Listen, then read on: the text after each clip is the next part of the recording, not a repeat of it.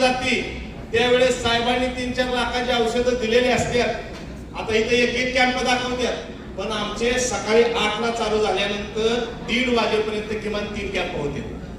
1 तास जेवणाला सुट्टी असते मध्ये, त्याच्यानंतर समजा 3 ते 8 वाजेपर्यंत आम्ही पालखी बरोबर कॅम्प करतो।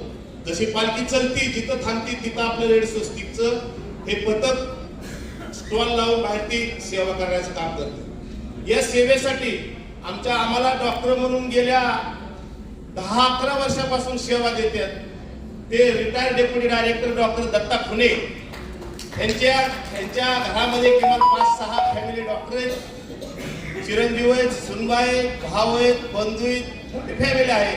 वारे आलं म्हणलं की सर आमच्या बरोबर जॉईन होणार सेवेसाठी।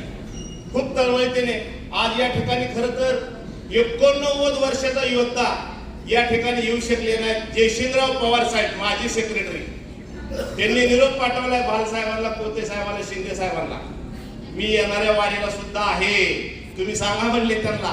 89 वर्षाचे आमच्यासारख्या तरुणांना लाजवत इतकं त्यांचं काम आहे त्या ठिकाणी आम्हाला सहकार्य करतात। दुसरे कोल्हापूर जिल्ह्यातून आलेले श्रीकांत महाराज हे पंढरपूरच्या आजरेकर फडावरती महाराज आहेत आणि हे वारकऱ्यांचं हातपाय मालिश करण्यासाठी आपल्या बरोबर 4 लोकांची टीम घेऊन न चुकता कोल्हापूर शिरोळ तालुक्यातून कुरुंदवाड त्यांचं गाव आहे ते आपल्या टीम मध्ये सामील होत असतात। या ठिकाणी मोरे साहेब आलेले पुण्यावरून, गांधी शेठचा परिचय झाला।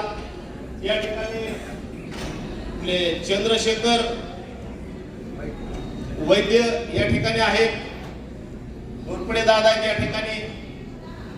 आमची वारीची ओपनिंगची सुरुवात पुण्यातून होते।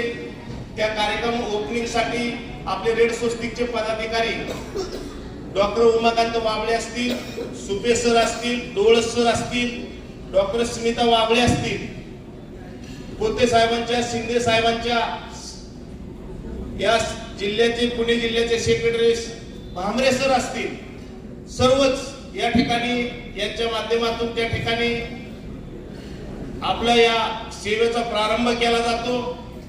आणि ह्या वर्षी तर वाबळे सरांच्या मिसेस स्मिता वाबळे स्त्रीरोग तज्ञ त्यांच्या हस्ते, शिंदे साहेबांच्या प्रमुख उपस्थितीमध्ये, कोते साहेबांच्या, मी स्वतः पांडुरंगाचं आणि गणेशाचं पूजन करून त्या ठिकाणी सेवेला आपल्या प्रारंभ केला। आज आपल्याला त्या ठिकाणी प्रवासामध्ये आपण बारामतीच्या पुढे गेल्यानंतर